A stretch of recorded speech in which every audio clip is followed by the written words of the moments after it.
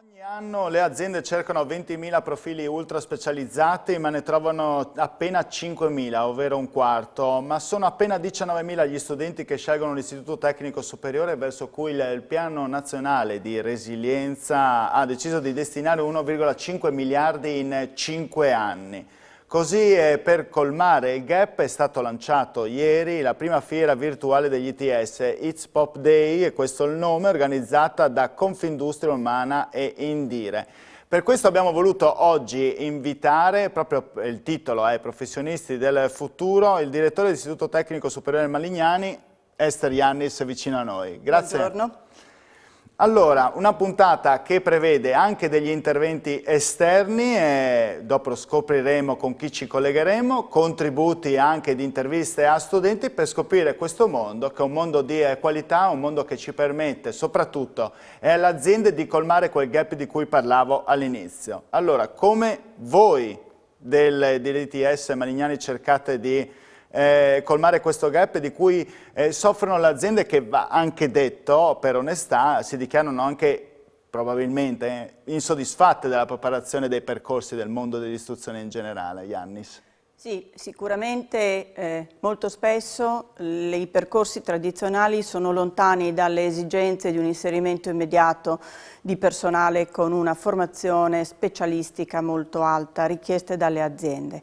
I percorsi ITS sono giovani, non abbiamo più di 10 anni, ma hanno modificato profondamente il modo con cui si fa lezione, il modo con cui si relazionano i ragazzi con i docenti e l'insieme complessivo degli apprendimenti. Insomma, essere giovani in questo momento è importantissimo, perché immagino anche che la pandemia ci ha fatto scoprire quanto le giovani generazioni abbiano, diciamo, creato un distacco rispetto a quelle più antecedenti, chiamiamole così, in generale, cioè smanettare col telefonino, ma non solo, in questo caso anche applicare, diciamo, direttamente la conoscenza all'interno di un tablet, di un computer, ciò che invece era sconosciuto fino a prima. Immaginiamo quanto voi ci tenete a questo. Superare la fase dello smanettamento, se mi è concesso, certo, e invece comprendere quali sono le potenzialità di questi strumenti applicati al mondo della manifattura o al mondo dell'agricoltura o al mondo dell'energia.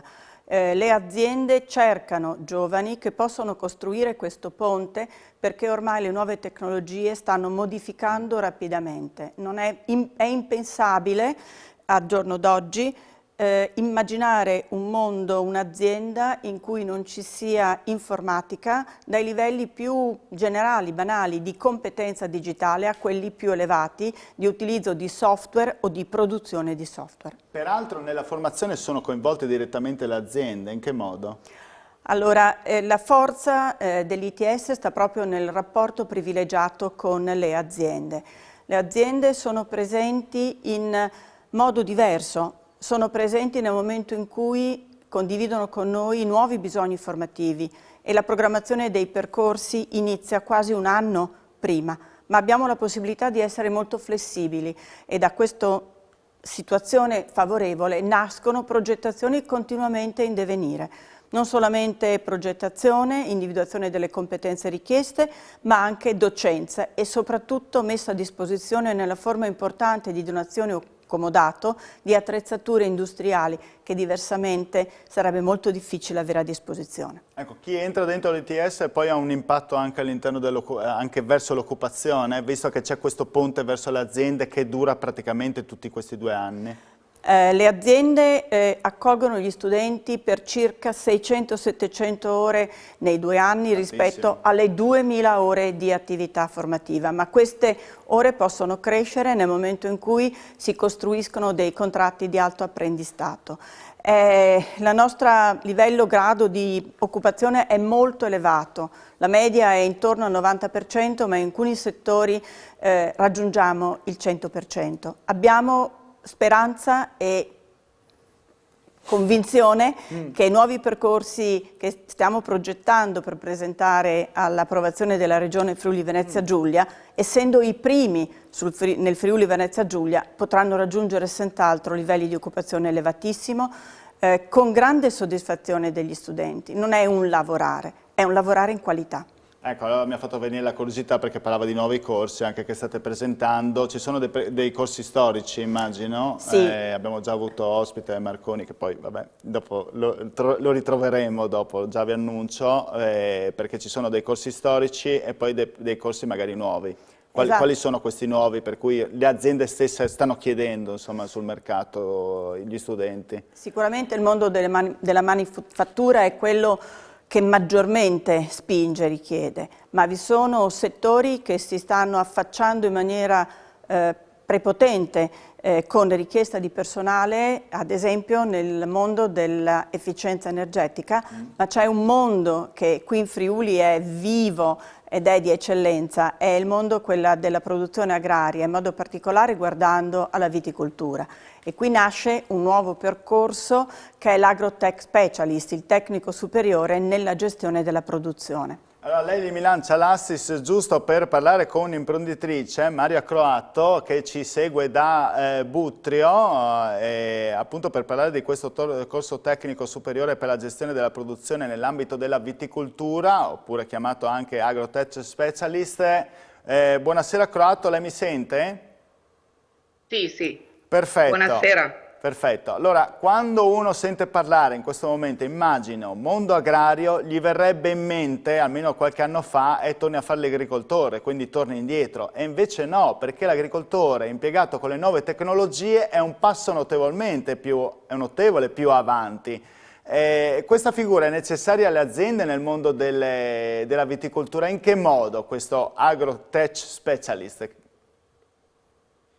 Certamente stiamo andando verso un mondo che la comunità europea ci sta indicando verso il green, verso la sostenibilità, verso il basso impatto ambientale.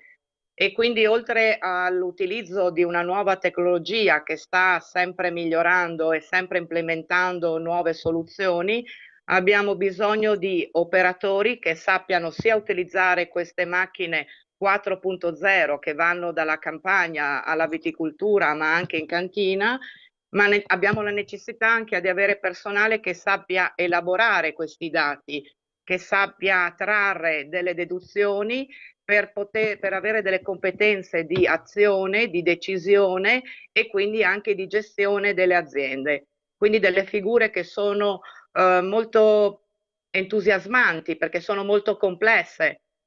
E questo è il futuro che è già da un po' che è iniziato, ma in questo momento sta avendo uno slancio molto più animato. Ecco, quante difficoltà si ha nel trovare questo tipo di figure in questo momento? Cioè, quant'è la richiesta, quant'è la domanda? E di queste figure effettivamente non esiste per ora nessun corso di formazione perché gli istituti agrari offrono un'istruzione delle competenze più generali e l'università ha un altro tipo di specificità e quindi invece questi ruoli operativi c'è grande esigenza anche perché stiamo appunto, ci stiamo evolvendo con questo 4.0 e quindi stiamo parlando anche di intelligenza artificiale che arriva anche nel mondo agricolo. Quindi effettivamente le aziende sono in attesa di questo tipo di figura che fino adesso era solo l'esperienza e quindi solo con gli anni che una persona Certo. riusciva ad ottenere. E poi mi lasci dire anche una cosa, non vorrei che fosse stonata, però alla fine quando penso alla viticoltura penso anche ad altri tipi di filiere, penso ovviamente all'enogastronomia, penso al turismo, cioè abbraccia un po' tutto questo, no? Quando uno finisce in questo settore alla fine ne abbraccia di altri. Sì, diciamo che comunque ci siamo focalizzati sulla parte proprio produttiva e questo però uno deve avere delle competenze anche per sapere alla fine dove arriverà il prodotto Infatti. che arriva alle nostre tavole. Quindi stiamo parlando, come vi dicevo prima, di una produzione più green, di una produzione più sostenibile e questo presuppone di avere delle competenze e quindi una formazione specifica. Croatto, io la ringrazio per questo suo intervento. Grazie mille, le auguro buona serata. Grazie a voi.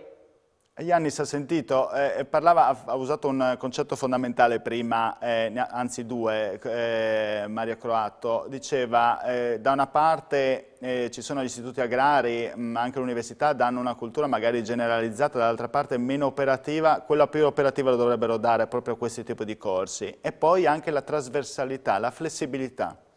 Assolutamente è importante che i giovani si abituino ad affrontare in maniera aperta situazioni concrete, reali, di contesto e che sappiano essere autonomi nella soluzione dei problemi. È chiaro che durante il periodo MIT saranno accompagnati dai docenti, ma i docenti sono davvero un po' particolari nel MIT perché sono professionisti, provengono dalle aziende stesse e quindi si ha una cultura del fare che va a consolidare quelle conoscenze teoriche che noi diamo, ma che diventano così esperienza.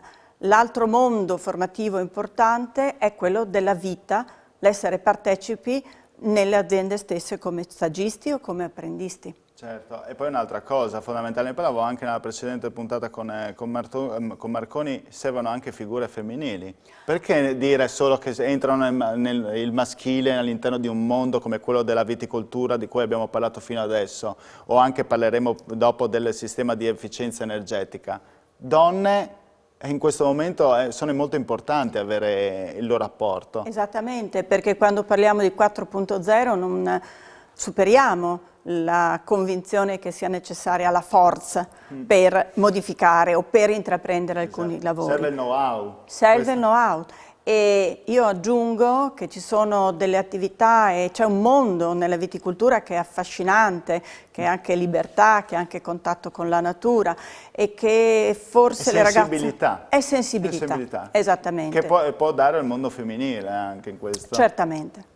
Allora andiamo in pubblicità e poi parleremo di energia, resteremo sempre sull'ambito sostenibilità e green, perché poi alla fine questo è un percorso che ci porterà da qua fino al 2050, alla fine detterà i nostri tempi, se non oltre insomma il green. Assolutamente. Pubblicità.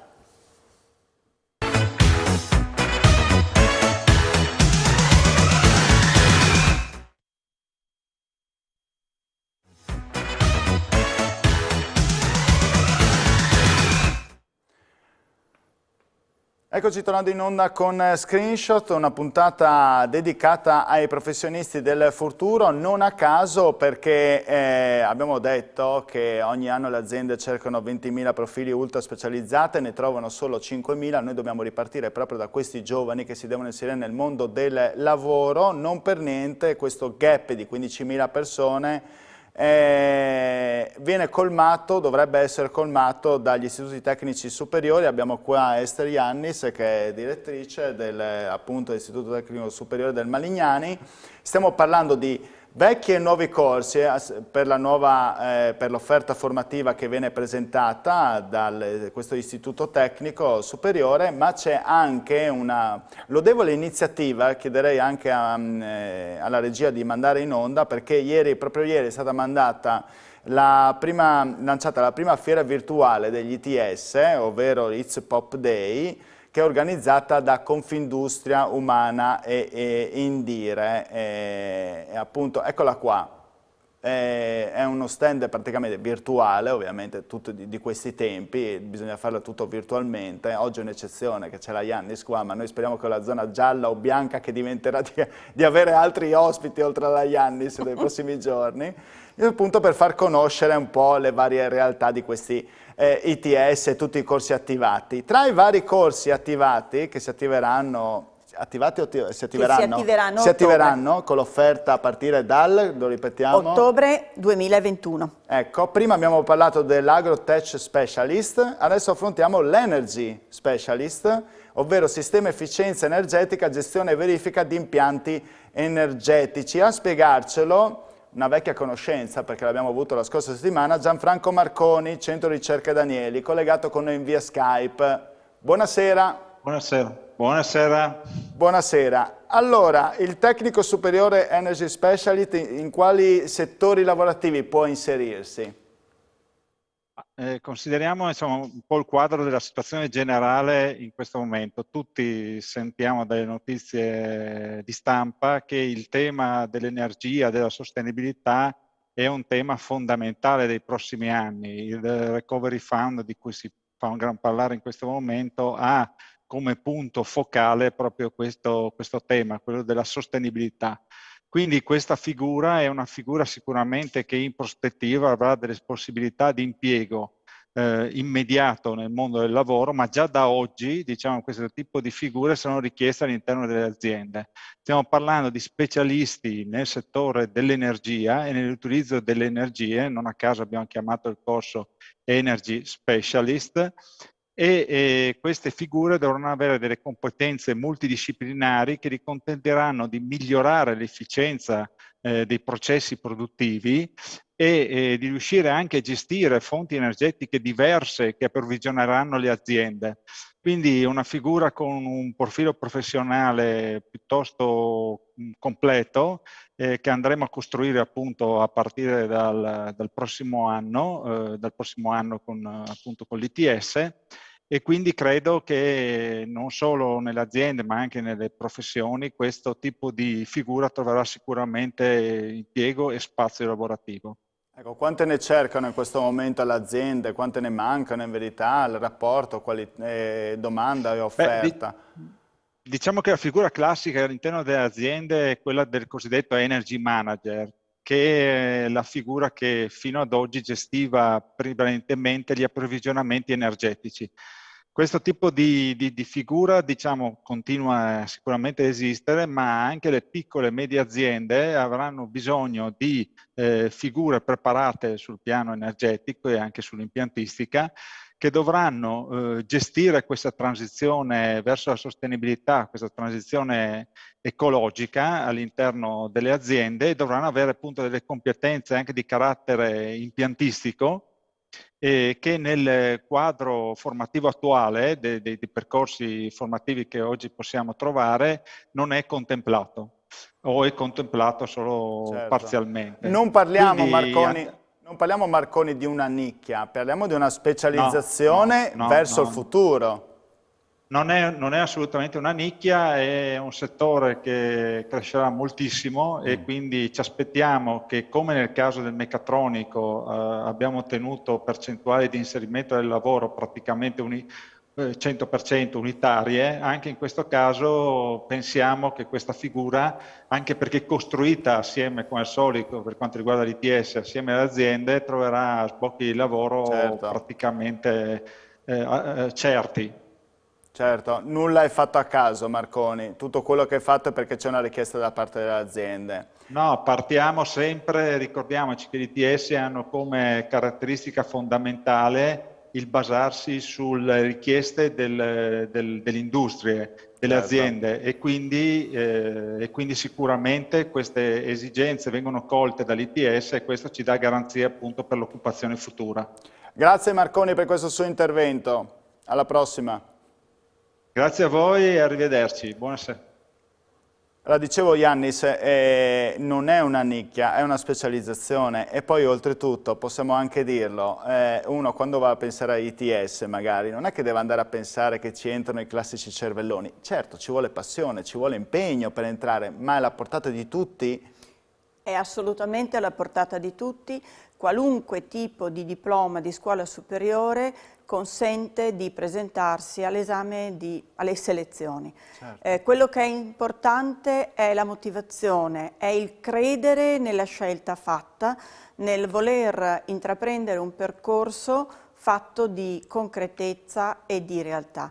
Poi durante il percorso si scopriranno magari all'interno passioni, ambiti non ancora noti, ma senza dubbio insisto nel dire che la coerenza senz'altro in alcuni campi può essere utile, ma è assolutamente superabile, come noi abbiamo visto tante volte in questi 10 anni di esperienza. Allora, io volevo mandare adesso, non in successione, mandiamo prima un filmato, poi un commento e poi mandiamo un altro filmato. Io comincerei dalla Energy Manager, perché prima parlava di Energy Manager che poi deve svilupparsi in Energy Specialist. E questa è un architetto, Angela Sanchini, e chiedo alla regia di mandarlo in onda, sentiamo alcune sue considerazioni e successivamente manderemo anche gli studenti eccellenti del 2020, vediamo che commenti ci hanno lasciato. Primo servizio, Energy Manager.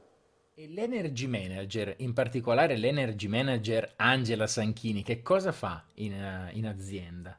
Allora, l'Energy Manager è la figura che sovrintende all'utilizzo di energia all'interno di un'azienda e è nominata annualmente, viene comunicato poi alla FIRE, che è questo organismo a livello nazionale, e deve cercare di fare in modo che l'azienda consumi sempre meno energia e la consumi in modo consapevole, che è molto importante. Quindi non è un'azione solo, diciamo, di cercare di cambiare tecnologie, ma anche un'azione verso i nostri colleghi, i miei colleghi, per cercare di sensibilizzarli nell'utilizzo quotidiano delle attrezzature che abbiamo a disposizione. Quindi è una figura che è rivolta sia, diciamo, all'efficientamento delle attrezzature, ma anche alla sensibilizzazione dei colleghi. Questa professione dell'Energy Manager, perché non potrebbe svolgerla una donna? No, non c'è un perché. La può svolgere sicuramente una donna, scusate. Ecco, è caduto l'auricolare. La può svolgere sicuramente una donna, anzi non ci sono differenze. Diciamo che è una professione molto stimolante, di relazione con le persone e naturalmente di conoscenze tecniche, e che può avere sia un uomo che una donna, quindi non c'è nessun motivo per cui una donna non possa intraprendere questa professione.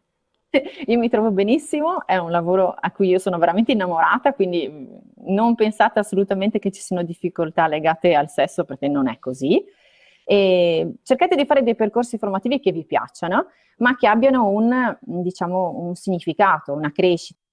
Nel fuori onda ci veniva da sorridere perché era talmente infervorata che gli sono fatta addirittura anche l'auricolare, perché la domanda di chi l'ha intervistata ha detto perché non può farlo una donna. No, può farlo, altro che deve fare una donna. Assolutamente, ripeto quello che dico ormai da moltissimi anni, la tecnologia è vicina alle donne, alle ragazze, alle giovani e anzi è proprio la tecnologia che offrirà loro i percorsi più stimolanti, più interessanti e perché no, anche più remunerati. Allora andiamo a sentire i tecnici superiori diplomati, studenti eccellenti del 2020.